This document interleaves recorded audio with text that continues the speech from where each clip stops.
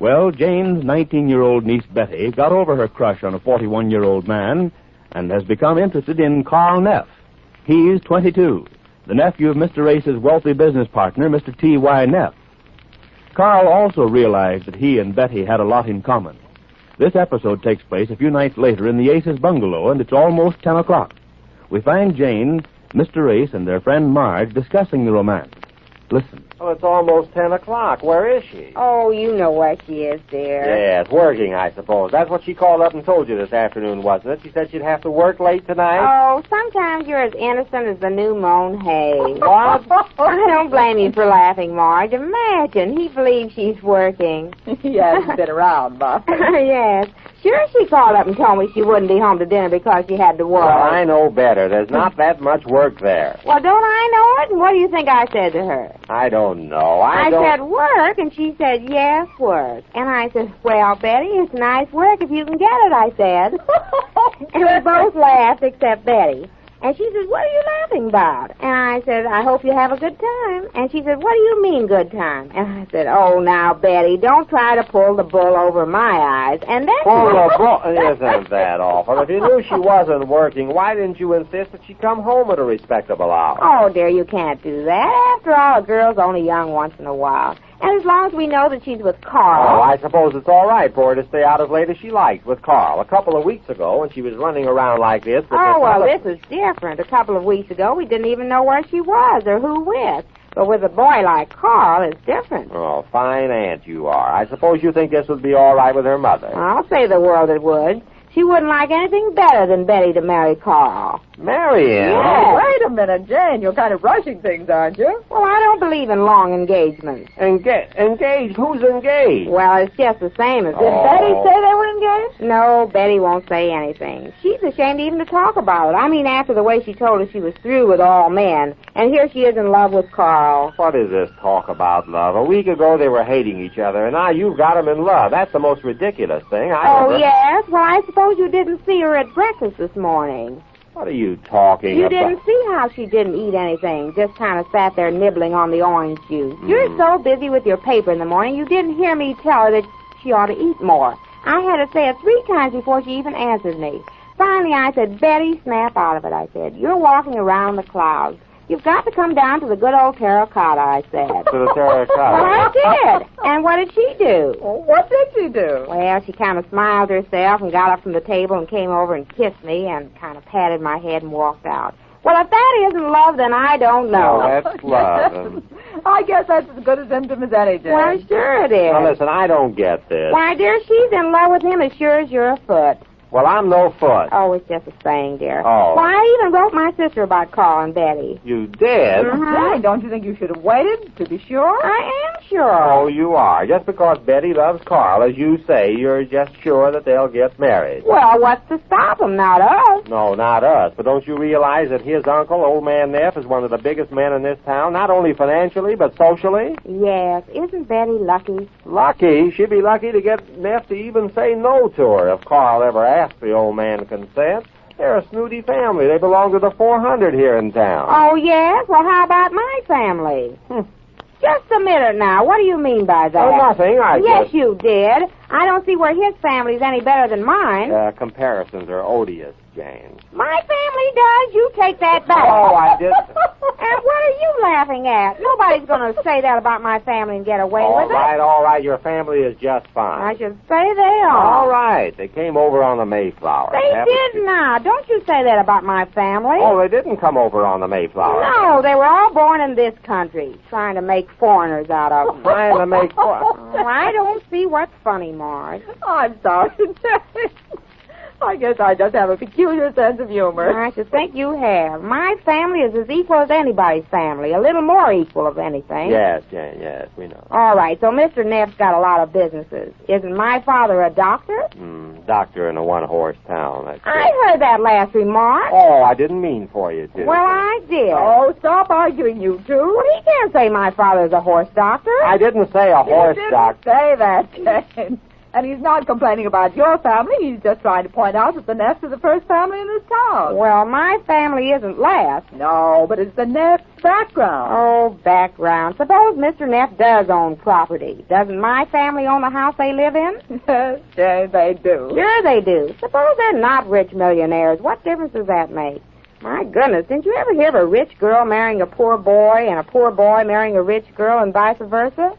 How about that Maybelle Slade back home, Marge? Well, what about her? Well, didn't she marry a rich man and they went out west and he lost all his money and finally died and she has a beauty shop now in Memphis? So what? So why can't Betty marry Carl? Oh. I don't care how rich he is. Now, you take Babs, for instance. Who? Babs, you know, the one that married that count or somebody. Oh, yes, Babs. I didn't know you knew her that well. Well, didn't she marry a count? Of course, Carl is no count, but just the same now. Oh, I wouldn't say that, Jane. I think he's a very nice fellow. Oh, I do, too. Who said he's not? That's funny. He's no count. I just got that.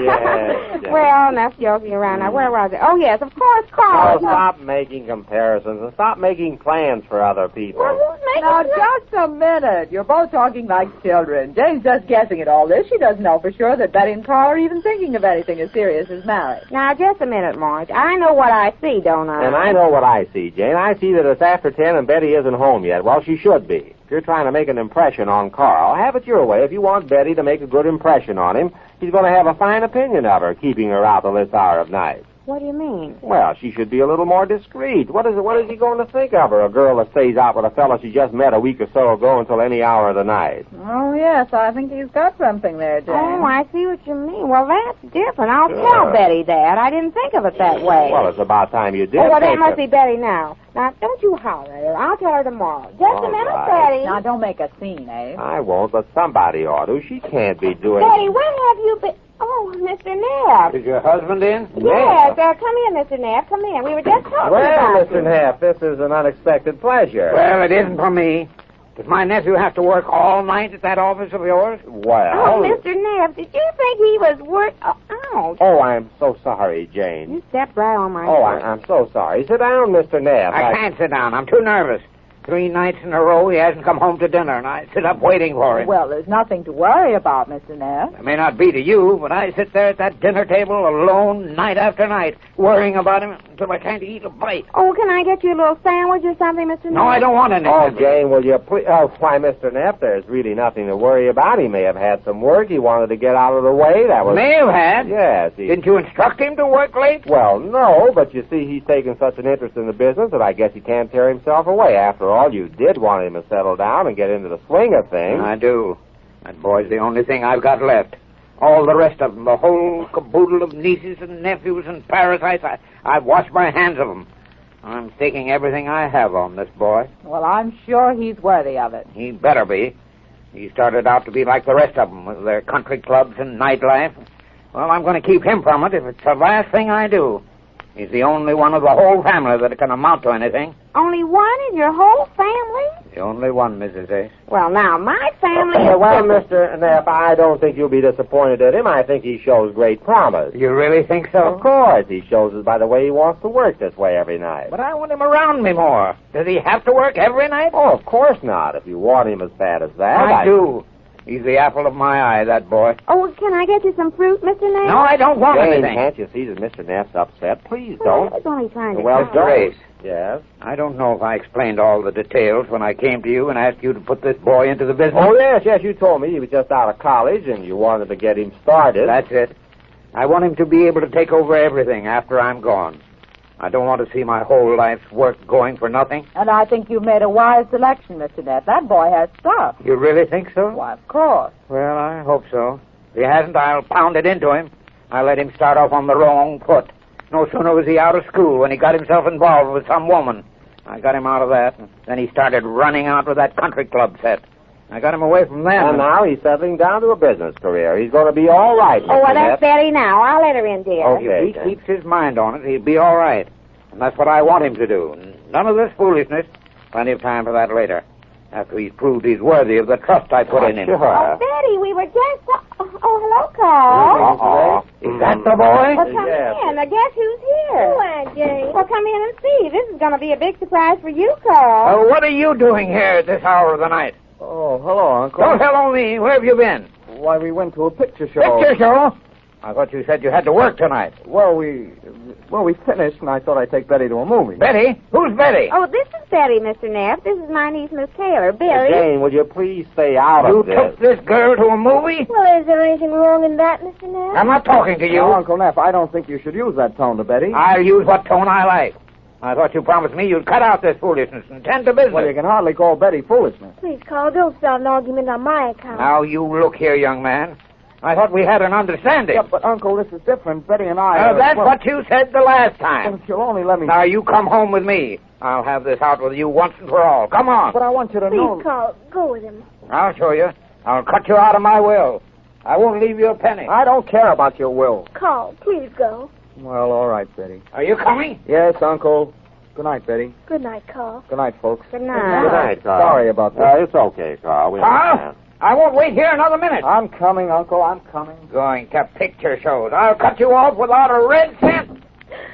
Oh, Aunt Jane. Oh, Betty. Oh, Aunt Jane. Oh, Betty. Oh, stop it, you two. Well, I can't help it. Don't cry, Betty. But I love him, Aunt Jane, and he loves me. You do? He does? Yes, and I'm so miserable. Oh, well, now, don't you worry. But you heard Mr. Neff say he's cut her out of his will. Don't you worry, Betty. Where there's a will, there's a way. You just leave it to us, Betty. We'll find a way. Well, here's hoping Jane can find a way. Just how she goes about it, we learn when next we meet the Easy Aces.